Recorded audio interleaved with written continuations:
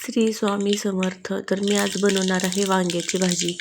गॅसवर कढई ठेवून त्याच्यामध्ये मोठा 1 चमचा तेल घालून जिरं, मोहरी, लसूण छान परतून घेतलेला आहे आणि त्याच्यामध्येच कांदा पण घातलेला आहे. तो सुद्धा छान असा परतून घ्यायचा आहे. कांदा परतल्यानंतर मी त्याच्यामध्ये 1 टोमॅटो पण घालणार आहे. तर कांदा टोमॅटो छान परतून झाल्यानंतर मी त्याच्यामध्ये मसाले घालणार आहे.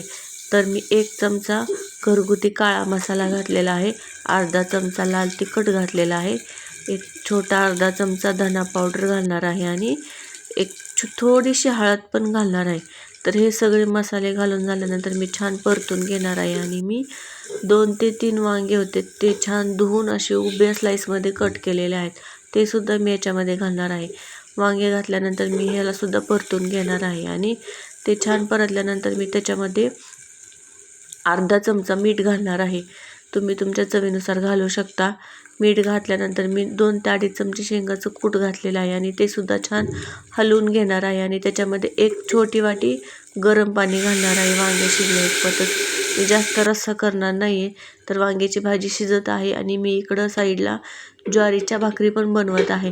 तर वांग्याची भाजी ऑलमोस्ट शिजल्यानंतर बघा किती छान दिसत आहे ती आणि त्याच्यामध्ये मला कोथिंबीर पण घालायची आहे. तर वांग्याची भाजी शिजलेलीच आहे आणि इकडं भाकरीसुद्धा असे टम्म फुगलेली आहे आणि माझ्या भाकरीसुद्धा करून झालेल्या आहेत. तर मी त्याच्यामध्ये थोडीशी कोथिंबीर घालणार आहे आणि ताट वाढून घेणार आहे. तर अगोदर ज्वारीची भाकरी घेतलेली आहे आणि हा जो ढोकळा आहे तो मी आणि माझ्या मैत्रिणीनं दुपारी बनवलेला आहे, तो सुद्धा घेतलेला आहे आणि डिशमध्ये वांग्याची भाजी. तर हा जो राईस दिसतो आहे तो राईस, त्या राईसची सुद्धा रेसिपी मी शॉर्ट व्हिडिओमध्ये अपलोड केलेली आहे माझ्या चॅनलवर, तुम्ही जाऊन बघू शकता. तर हा सुद्धा किती छान दिसत आहेत राईस तुम्ही बघताय. आणि मग माझ्या रेसिपीज तुम्हाला कशा वाटतात ते कमेंटमध्ये नक्कीच सांगा.